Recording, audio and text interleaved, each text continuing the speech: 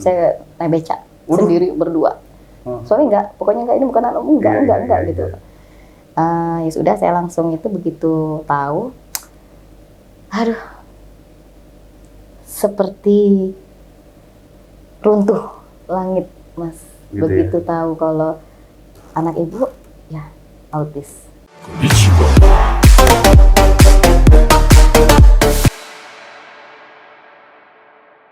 Ya, selamat malam dulur-dulur BPR Batu Raja. Jumpa lagi di podcast kita, podcast BPR Batu Raja, episode kedua. Figur. Banyak dari kita yang memandang figur itu objek. Kita kadang nggak memahami apa yang ada di pikirannya. Apa yang ada di benak si figur tersebut, apa yang dirasakan oleh si figur tersebut. Bahkan kita kadang nggak peduli apa yang menjadi kehidupan sehari-hari dari si figur tersebut. Apa permasalahannya, apa suka dukanya. Figur sering dianggap sebagai objek yang sempurna. Kita sering lupa kalau figur juga manusia.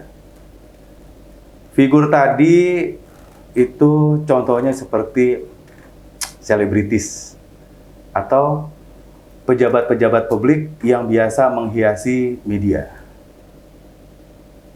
Tapi ternyata figur tadi juga ada di sekitar kita, di dekat kita. Nah, hari ini BPR Batu Raja menghadirkan satu figur yang inspiratif.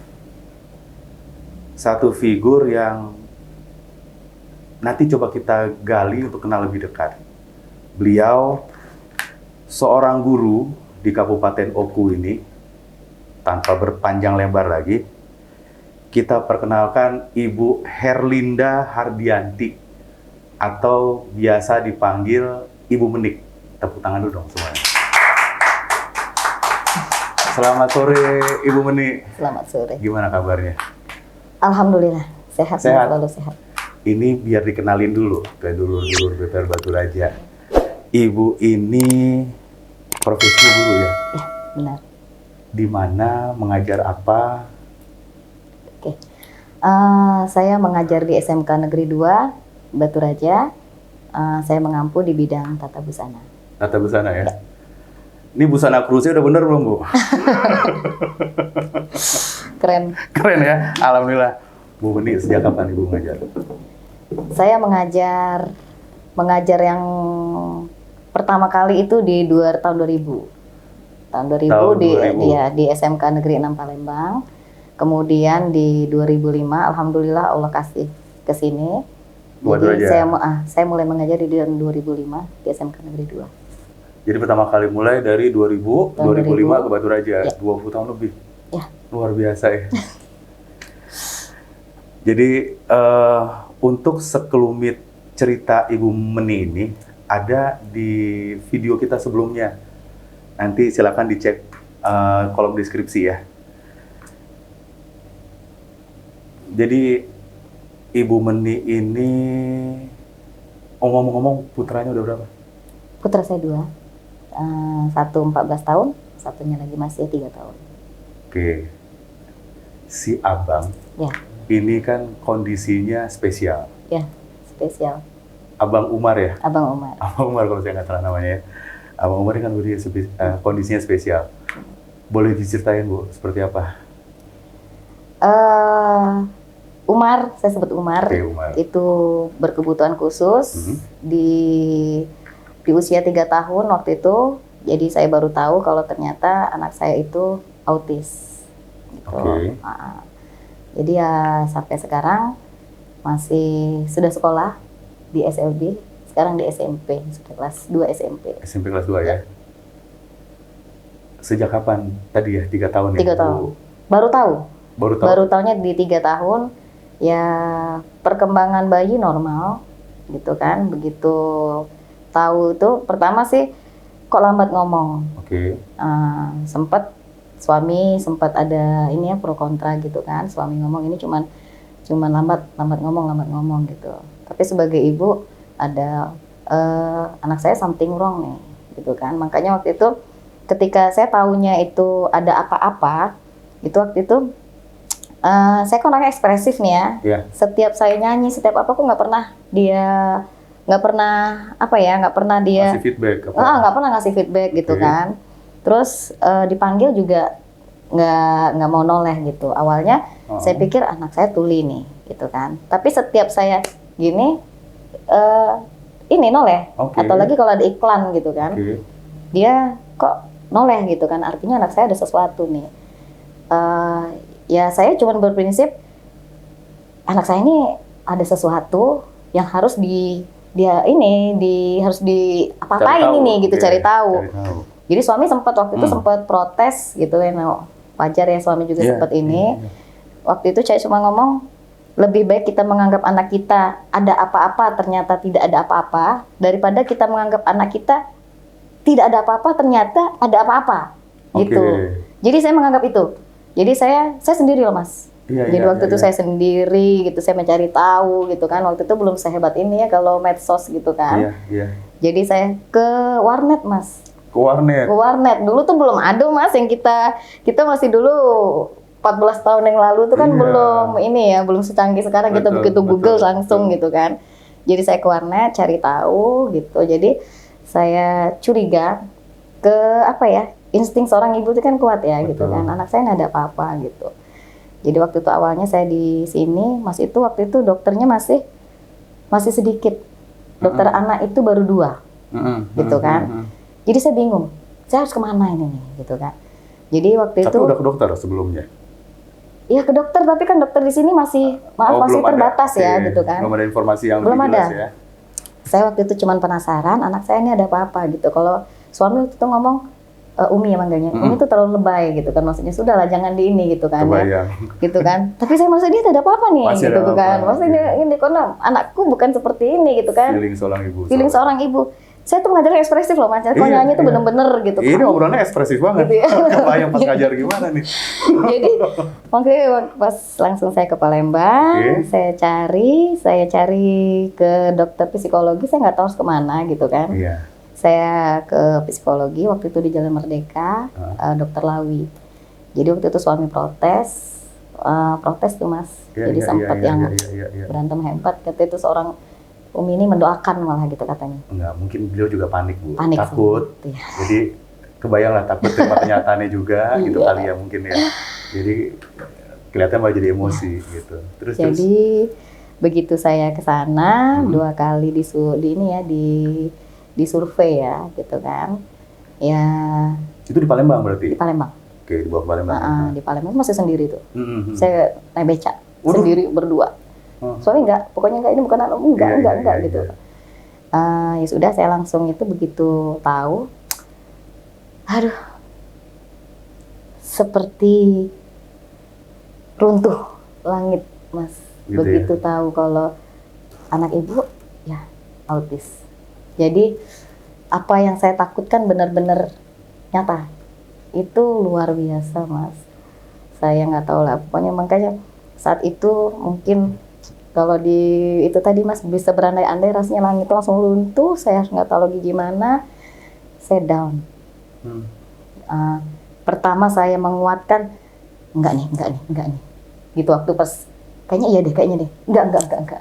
Itu sempat kontak, tapi begitu saya datang ke Dokter Lawi, begitu saya benar-benar down. Itu sempat saya pulang, ini anak mau diapain? Gitu kan. Saya cari tahu, karena begitu pernah cari tahu, anak autis itu ya kan seperti itu. Dia punya dunia, apa ya Mas ya? Kalau itu bisa diibaratkan seperti puzzle yang kacau gitu loh. Gitu kan, kalau itu kan bisa kita andai-andai, puzzle yang banyak, itu nggak beraturan gitu. Jadi waktu itu saya cuma pikir, salah saya apa? Gitu Mas. Salah saya apa? Salah saya di mana? Untuk dapetin Umar, untuk dapetin abang itu tuh luar biasa perjuangan. Jadi rasanya ASI full, terus kemudian saya ngasih makan, Mas tahu? Diperek kalau bahasanya ya Mas. Iya, tahu. Saking saya nggak mau instan. Iya, iya. Gitu loh iya, Mas. iya. Saya bener-bener Mau ngasih yang terbaik pokoknya. masih kasih ya. terbaik gitu Oke. loh. Tiba-tiba kok Allah ngasih ujian seperti ini gitu. Itu luar biasa Mas. Luar biasa bagi saya. Bapak bagaimana nerimanya pertama kali dengar Marah, itu? Marah. marah. Oke. Mertua menyalahkan saya, Aduh. orang tua menyalahkan, jadi saling menyalahkan. Bisa Mas bayangkan karena posisinya suami di Palembang, saya di sini gitu loh Mas. Oh. Nah, oke. jadi menyalahkan ada apa nih dengan waktu kehamilan ini dan bla bla bla bla segala macam ini semua disalahkan. Apa pernah jatuh waktu tidur ya. gitu kali ya? Jadi satu sisi saya harus ini gimana nih anaknya mau diapakan, satu sisi saya nggak dapat dukungan dari siapa-siapa. Kemudian di Batu Raja masih sedikit sekali, saya nggak tahu harus kemana, saya mau apa, saya nggak tahu. Jujur Mas, 2 hari nggak pegang. Siapa nggak kepegang? Iya. Cuma dalam pikiran ini mau diapain, gitu loh Mas. Ya tapi terus alhamdulillah saya punya Allah yang maha hebat. Saya nangis, mungkin di sujud saya cuma nangis.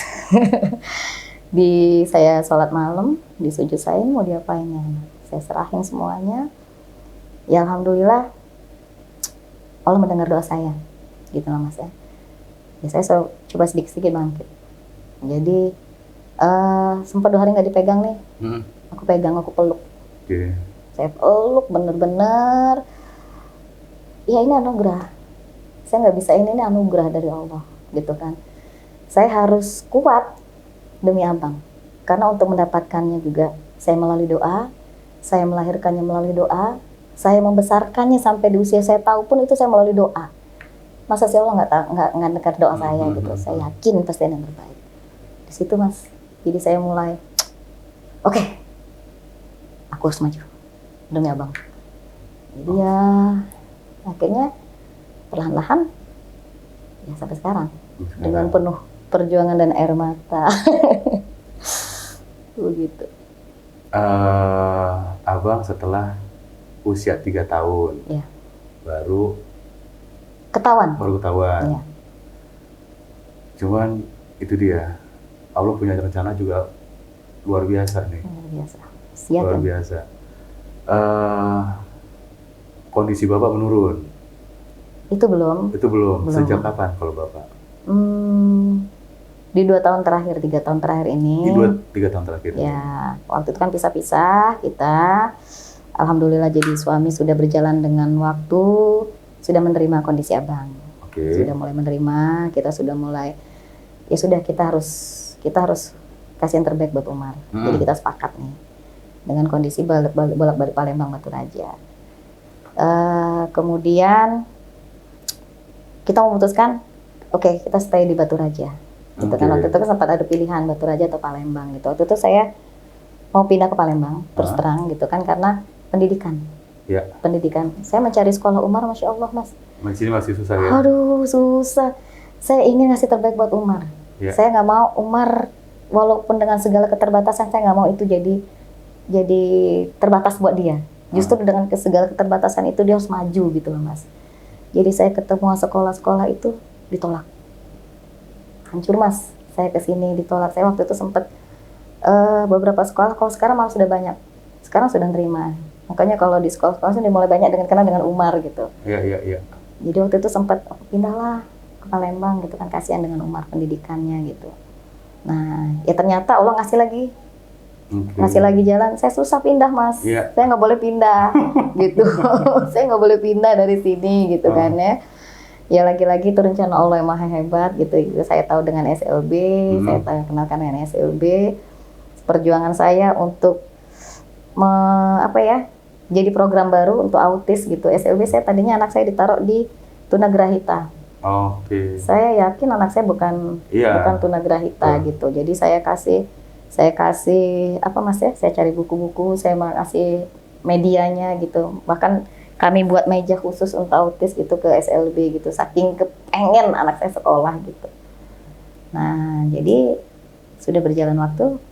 Terus saya sudah mulai berjalan. Allah ngasih lagi anak. Iya. Kemudian di usia anak 1 tahun, lagi-lagi Allah ngasih ujian lagi. Suami saya stroke. Oh, jadi dia anak Stroke. kedua. Dia anak kedua. Jadi stroke, lumpuh total gitu. Jadi semuanya lumpuh. Ya itu lagi-lagi yang harus saya jalani. Luar biasa. Luar biasa ujiannya. Terus bagaimana menjalanin kesehariannya, Bu Meni? Ya nyantai aja sih. Nyantai gitu. aja. Jadi gini loh, karena saya tidak merasa itu jadi beban. Oke. Ketika itu jadi beban, itu akan jadi masalah. Kalau jadi oke. Kalau Jadi ngerasa karena beban, iya itu masalah. jadi masalah karena saya merasa itu tuh bukan beban, ya sudah jalanin aja gitu. Jadi yang penting saya fokus. Ketika saya menjadi profesi menjadi guru, Iya. saya fokus jadi guru. Ketika Oke. saya menjadi wakil kepala sekolah, saya fokus menjadi kepala sekolah. Jadi ketika saya di rumah, begitu saya ganti baju kebesaran saya menjadi daster, Iya. jadi saya fokus jadi ibu rumah tangga, saya fokus jadi istrinya suami saya fokus jadi ibunya untuk Umar dengan Umay, fokus gitu aja. Jadi harus nyalan aja. Alhamdulillah sejauh ini aman-aman saja, Aman-aman aja. aman-aman. Alhamdulillah. Tapi manusiawi ya, ketika itu sempet lah ya, sempet ngalami masa-masa Umar, ini bingung nih ngatur waktu. Terus kemarin di 2 tahun kemarin Iya. sudah lagi aman-aman, Umar sudah aman, tiba-tiba adiknya juga sudah lahir. Waduh, ini diapain lagi nih? Waktu itu kan jagain Umar dengan jagain adik. Iya. Umar iya, itu iya. kan sama seperti anak usia 3 tahun yang aktif. Iya. Jagain adiknya lagi yang masih umur 1 tahun. Itu juga ngatur waktu lagi nih. Tapi alhamdulillah berjalan lagi. Sudah aman, tiba-tiba dikasih lagi suami stroke, lumpuh Bapak stroke. total. Berarti ritmenya berubah lagi nih. Ritmenya berubah lagi. Iya kan iramanya berubah. Jadi Iya, saya pasti. punya Allah ngasih saya apa ya, hidup yang indah. Gitu ya. Iramanya tuh dikasih berbeda-beda. Jadi nggak stuck gitu loh. Jadi menurut saya ya itulah sayangnya Allah sama saya gitu kan. Jadi Allah ngasih irama yang berbeda-beda, setiap waktu punya iramanya masing-masing. Itu yang harus saya jalani supaya jadi harmoni kalau kata orang gitu kan. Oke, supaya jadi harmoni ya. Iya. Jadi ya saya harus jalani sebagai guru, sebagai wakil kepala sekolah, sebagai istri suami saya, sebagai ibu dan sekaligus terapis buat Umar, sebagai ibu sekaligus guru TK buat anak saya. Gitu. Ngelihat ibu sih, apa namanya, kelihatannya gampang gitu ya. Cuma saya tahu persis nih, ngejalaninnya susah. Bener. Ngelihat ibu sih kelihatannya ceria-ceria aja gitu. Cuma saya tahu persis tuh, ngejalaninnya pasti, Susah. iya. Ya. Apa sumber kekuatannya? Allah. Ini Allah ya. Saya yakin Allah tuh nggak pernah ngasih kita sesuatu yang salah. Cuman kalaupun ini belum waktunya, saya yakin apa ya, ada pelangi loh. Setelah badai itu pasti ada pelangi gitu. Ya saya sekarang lagi sabar aja nunggu pelangi apa yang Allah kasih nih. Pasti kalau saya sabar kan pasti ada buahnya. Itu aja sih mas, membuat saya kuat. Yang pasti ibu pelanginya buat kita semua loh. Enggak juga lah. Bu, buat ibu yang cari tahu sendiri gitu ya soal autis, yang tadi ibu bilang, saya juga kebayang sih, apa namanya, dengan segala macam keterbatasan gitu ya di sini ya. Artinya kan mesti cari tahu sendiri tuh gimana caranya menghadapi putra yang autis gitu ya. Bagaimana cara mendidiknya gitu. Bisa di-sharingkan juga nggak nih? Jadi buat teman-teman dulur BPR Batu Raya, saya yakin pasti ada dari saudara-saudara kita yang punya permasalahan yang sama gitu ya. Gimana cara menghadapinya, gimana cara mendidiknya gitu. Kalau bisa di-sharingkan. Yang pertama sih ikhlas mas. Pertama memang ikhlas dulu ya. Ikhlas dulu. Ketika ikhlas, Allah kasih jalan. Ketika gitu loh. ikhlas, Allah kasih jalan. Yakin dulu. Kalau kita ikhlas, yakin pasti ini gitu loh. Jadi saya waktu itu mas, ya tadi sudah sempat ceritanya saya sempat down. Ketika ikhlas, Allah ngasih jalan. Saya punya kebenaran warnet tuh deket. Oke. Warnet itu deket, saya nggak jauh gitu. Jadi rumah saya kontrakan saya masih kontrak dulu. Jadi ada warnet di dekat rumah situ. Kebenaran setiap kalau Umar tidur, memang saya kan hobi baca. Ya. Saya juga hobi baca gitu. Jadi apa aja yang dibaca gitu loh mas, gitu loh. Jadi saya kalau bacaan orang main-main ke mall, alhamdulillah saya ke warnet gitu kan. Jadi saya nggak tahu gitu kan Mas. Jadi saya ke warnet, ada apa dengan anak saya gitu. Terus saya terapi, sempat umar saya terapi di Palembang. Yang saya terapi, yang pertama adalah saya terapi diri saya. Oke. Itu yang paling penting buat ibu-ibu. Oke, jadi pertama terapi diri kita. Diri dulu ya. Ketika kita sudah bisa menerapi diri sendiri, insya Allah kita bisa menerapi anak kita. Gitu loh Bu, Mas. Jadi terapi diri ini ya dengan kita ikhlas, kemudian cari tahu dulu nih. Waktu itu saya waktu umar terapi di Bina Autis Mandiri di jalan di TVRI waktu itu di daerah di Palembang. Itu saya curi-curi Mas. Saya curi-curi ilmunya. Karena saya curi-curi ilmu harus. Karena uang saya nggak banyak. Kalau saya mau terapi ke situ, saya dari mana ada duit gitu kan? Terus-terusan ya? Iya Mas, gitu. Waktu itu apalagi di situ mahal biayanya, bisa satu ngulian anak gitu satu. Saya harus dengan kondisi keuangan yang nggak banyak, saya harus cari tahu. Jadi saya yang harus jadi terapis gitu kan. Luar biasa. Jadi saya intip-intip gitu kan. Oh gini. Saya dengan logika gitu kan. Ini harus apa gitu saya. Dengan baca, oh maksudnya begini, ini waktu itu suruh bawa jerigen gitu kan. Ini ngapain anakku dikasih jerigen gitu loh. Jadi suruh bawa tas, bawa jerigen, ternyata anak autis itu tidak seimbang otak kiri dengan otak kanan gitu. Jadi saya terus terapis nih, jadi saya, oh ini maksudnya gitu kan. Biar balance. Makanya waktu Baleng Batu Raja, si abang ini kan hobi kereta. Saya ke orang gila Mas, waktu di stasiun kereta api bodo amat gitu kan ya. Saya bodo amat sih demi anak gitu Mas ya. Saya di rel kereta api itu jadi titian anak saya untuk melatih keseimbangan. Otak kiri, otak kanan gitu ya. Di situ kan ada kerikil. Saya harus bisa, anaknya harus, dia kan motorik, anak autis itu kan kena di motorik halus, motorik kasar. Kemudian lingkungan. Dia kan nggak bisa antisosial, kan anak autis gitu kan. Jadi kerikil itu saya lempar, itu sambil saya tahu ini kereta. Mas, itu ngajarin anak autis beda loh Mas. Itu ngajarin hidung. Itu tuh bisa sampai 2 mingguan Mas. Mengatur mata, ini hidung. Jadi ketika anak lain sudah belajar ikro, anak saya baru belajar ini mata. Mata. Jadi saya cari gambar mata. Anak autis itu visual Mas. Jadi anak autis itu nggak bisa dengan kata-kata, harus dengan visual. Jadi saya cari gambar mata. Ini mata Umar, ini mata Umi, ini mata kucing, mata. Jadi ketika khatam mata, baru pindah ke hidung. Mas bisa bayangin anak yang lain dulu mungkin khatam ikro, anak saya baru khatam organ. Tapi itu harus saya harus seperti itu gitu. Saya harus Umar harus paham. Bukan hanya sekedar dia tahu gitu, paham ini mata gitu. Ya alhamdulillah seperti itu. Jadi kita untuk cari tahu yang pertama yaitu tadi Mas, ikhlas. Ya, dari diri sendiri dulu ya. Terapi diri sendiri dulu. Dari situ nanti dikasih jalan. Pasti. Buat cari tahu, buat mencari masalahnya. Ya. Begitulah. Ini pertanyaan berikutnya. Bukan pertanyaan sih, ini udah menjelang akhir juga. Masalah yang dihadapin oleh Bu Muni ini kan buat saya aja luar biasa. Buat saya luar biasa. Terus, dan saya yakin banyak dulur-dulur BPR Batu Raja nih, pemirsa malam ini, yang lagi juga menghadapi masalah. Kalau dari Bu Muni sendiri, ada pesan-pesan nggak nih buat saudara-saudara kita yang lagi menghadapi berbagai macam masalah, apapun bentuknya, gitu. Kira-kira gimana cara menghadapinya? Gimana ya? Yang pertama, jangan jadikan itu masalah. Ketika kita ibaratnya kita putar nih pola pikir.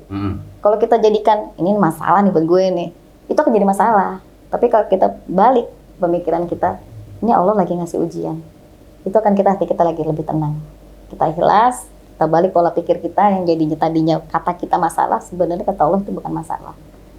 Jadi intinya ikhlas aja. Ikhlas aja. Itu terus sih. Jadi ketika kita ikhlas, serahkan sama Allah, yakin deh jalan pasti Pasti ada jalan. Masih dikasih jalan ya. Kadang matematika Allah tuh nggak terhitung dengan matematika kita. Logika Allah itu nggak masuk di logika kita. Bener banget. Bener banget. Kadang tuh solusi yang dikasih Allah tuh lebih hebat dibanding apa yang kita pikirin. Terkadang nggak kebayang. Hah? Kayak gini. Orang mungkin lihat saya, ya Allah, manggil tuh banyak manggil Umi dengan segala masalah ini kok Umi masih tenang-tenang aja.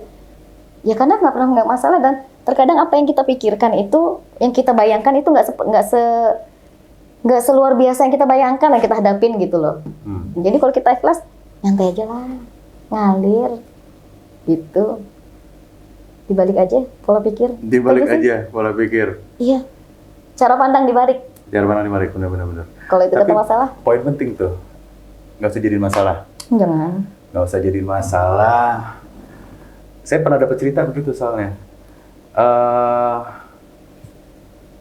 Solusi Allah itu satu, beliau akan kasih solusi yang lebih bagus dari apa yang kita pikirkan.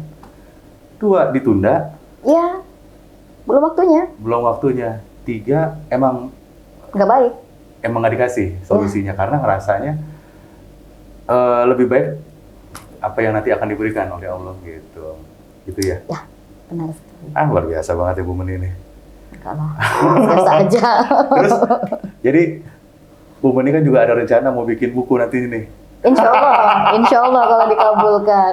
Iya dong, mudah-mudahan bisa cepat selesai. Amin. Yang pasti pembacanya satu udah ada, gitu ya. Jadi nanti dikabarin aja. Ya ini terima kasih banyak loh Bu Meni. Sama-sama. Ini kisahnya buat saya sih sangat menginspirasi, apalagi di situasi pandemi ini. Saya tahu persis kok banyak orang-orang yang ada masalah, apalagi finansial gitu ya di situasi sekarang. Yang itu tadi saya bilang, kadang orang lihat figur tuh, tuh si Umi ini baik-baik aja, ceria-ceria aja. Oh, masalah saya lebih banyak. Jadi nggak tahu ya Bu ya. Nyari duit sendiri loh. Nyari duit sendiri ya? Iya. Makanya. Oke, ada lagi pesan-pesan yang mau disampaikan? Ya, cukup lah. Yang penting ikhlas. Yang penting ikhlas. Kuat, semangat karena Allah, itu aja.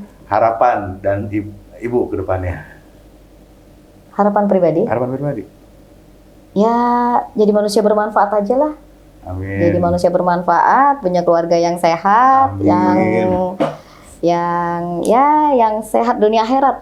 Saya nggak mau sehat dunia akhirat, karena ketika sehat tidak hanya di dunia saja, tapi sehat di akhirat. Mungkin suami saya sehat di dunia, mungkin di akhirat nanti jadi itulah penggugur dosa. Itu sih harapannya. Oke, sekali lagi nih terima kasih untuk semua kisah yang menginspirasi tadi. Terima kasih buat nggak sekedar kisah sih, contohnya tadi itu loh. Aduh, belum jadi contoh lah. Kalau Ibu Meninya bilang nggak ada masalah, cuman mukanya susah gitu ya, kan kebayang. Tapi beliau ini benar-benar ceria, benar-benar iya, nggak nganggap itu satu masalah gitu. Iya. Diikhlaskan aja tadi. Ikhlasin aja. Nah Bu Meni, di podcast kita terakhir itu kita mau yel nih. Oke. Ini nilai-nilai yang dianut oleh BPR Batu Raja. Jadi kalau saya bilang BPR Batu Raja, kita akan yel bareng, kerja keras, kerja cerdas, kerja ikhlas, kerja tuntas, pantang menyerah. Gue banget. Siap. Boleh ya? Ya. Siap? Oke. BPR Batu Raja. Kerja keras, kerja cerdas, kerja ikhlas, kerja tuntas, pantang menyerah. Oke, terima kasih Bu Meni. Ya.